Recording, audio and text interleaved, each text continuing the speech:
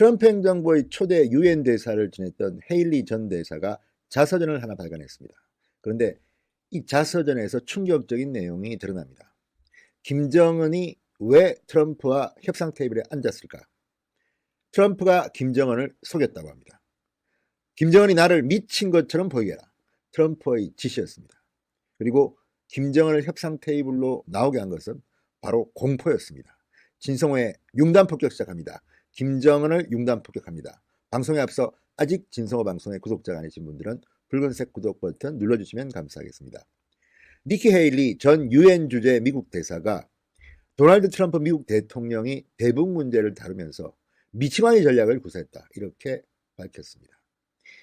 자, 처음 트럼프 대통령이 취임했을 때 여러분 기억하십니까? 김정은과 굉장히 날선 공방을 주고받았습니다. 트윗에 김정은을 격렬하게 비판하는 그런 단어를 쓰기도 했고 또 공포, 분노 뭐 이런 단어들을 많이 썼습니다. 자, 헤일리 초대 유엔 대사 12일 현지 시간 12일 발간된 자신의 회고록 외람된 말씀이지만 With all due respect라는 제목의 저서에서 이렇게 말했습니다. 지난 2017년 유엔 대북 제재 결의를 통해 안전보장이사회 이사국들을 설득하는 과정에서 트럼프 대통령은 군사적 대응을 포함한 모든 옵션이 테이블 위에 있다고 북한에 전하게 했다.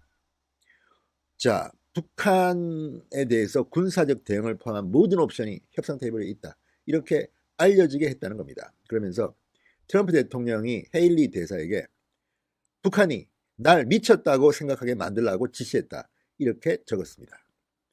북한이 트럼프가 미쳤다고 생각하게 만들어라. 이렇게 지시했다는 겁니다. 자, 미치광이 전략입니다. 미치광이 전략. 리차드 닉슨 행정부 시절에 키신저가 처음 만들었던 전략인데요. 자신을 미친 사람처럼 인식하게 해서 협상을 유리하게 이끌어 나간다. 뭐 이런 전략입니다. 자, 유엔 안보리에서도 중국과 러시아의 대북 제재 동의를 얻어내기 위해서 트럼프가 미치광이 전략을 구사했다는 게 헤일리 유엔 대사의 회고록에 나와 있습니다. 자, 2017년으로 거슬러 올라가면 지금처럼 트럼프와 김정은이 테이블에 앉고 하는 그런 분위기가 아니었습니다. 굉장히 분위기가 험악했습니다. 2017년 11월 대륙간 탄도미사일 ICBM 화성 15형을 북한은 발사합니다. 유엔 안보리는 그해 12월 역대 최고 강도의 대북 제재 결의안을 만장일치로 결의합니다. 굉장히 강하게 긴장이 고조되던 시기였습니다. 헤일리 전 대사는 트럼프의 도발적인 발언이 많은 비판을 받았으나 사실 나로서는 최대의 압박 전략에 도움이 됐다고 말합니다. 트럼프는 이렇게 거래에는 달인으로 불리고 있습니다. 자, 헤일리 전 대사는 회고록에서 김정은이 가족을 포함해서 자신의 정적을 숙청함으로써 권력을 공고히 했다. 집권 초반 6년 동안 처형한 숫자가 300명을 훨씬 넘는다. 북한의 인권 실태도 폭로했습니다. 자, 유엔 대사이기 때문에 미국 트럼프 행정부의 내밀한 정보들을 알고 있는 헤일리가 한 말이니까 믿을만 합니다. 자, 자신의 정적, 가족을 포함했다는 것은 장성택, 고모부 장성택을 의미하는 것으로 보입니다. 자, 헤일리 전 대사는 이 책에서 북한의 인권, 처참한 인권 행태를 고발했습니다. 북한은 체제 비판을 하거나 금지된 책이나 언론을 볼 경우 강제 수용소로 보내 고문을 하거나 굶어 죽이고 또 죽을 때까지 노동을 시킨다. 수용소에서는 강제 낙태를 시키거나 출산한 아이를 살해하기도 한다. 이렇게 적었습니다. 자, 지금 문재인 정부는 북한의 인권 문제에 대해서는 입을 꽁꽁 다물고 있습니다. 여전히 김정은을 의식한 그런 행보를 보입니다. 심지어 최근에는 북한의 그 어선에 선원 2명을 강제로 북송시켰습니다. 5일 만에 절차도 무시하고 이런 것들을 보면 지금 김정은에 대해서 우리가 무슨 약점을 잡힌 건 아닌가 이렇게 걱정이 되는데 헤일리 전 대사의 이 회고록은 북한은 정말 잔인한 나라임을 알려줍니다. 자, 헤일리 전 대사는 북한에 억류됐다가 2017년 미국에 송환된 그리고 6일 만에 사망한 오토 원비어 사건에 대해서도 트럼프 행정부가 들어서면서 원비어의 귀환을 강하게 요구해 성사됐지만 결국 사망했다고 안타까움을 드러냈습니다.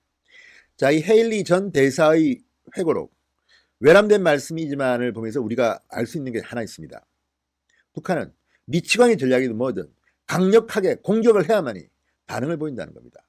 그러니까 김정은이 트럼프와의 협상 테이블에 앉게 된 것은 군사적 대응을 포함한 모든 옵션을 테이블에 올려놓겠다. 그리고 트럼프가 미치광이처럼 김정은을 공격합니다.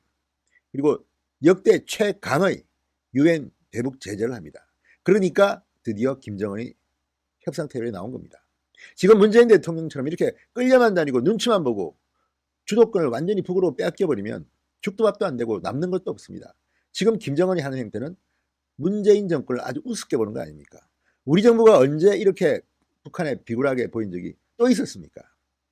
자, 헤일리 회고록 지금 한번 사봐야겠습니다. 정말 재밌는 내용이 많이 있을 것 같습니다. 어쨌든 트럼프가 겉으로는 미치광이 같은 행동을 하지만 결국은 김정은의 가장 아픈 곳을 때려서 바로 대북 제재입니다.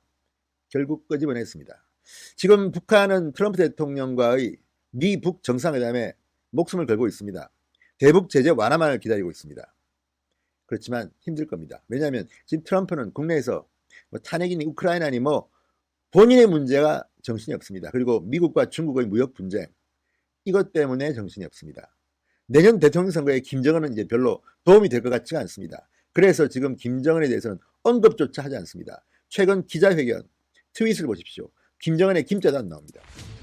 김정은은 그렇게 잊혀진 존재가 되고 말입니다. 문재인 대통령도 빨리 정신 차리십니다. 진성호의 융단 폭격이었습니다. 여러분 감사합니다.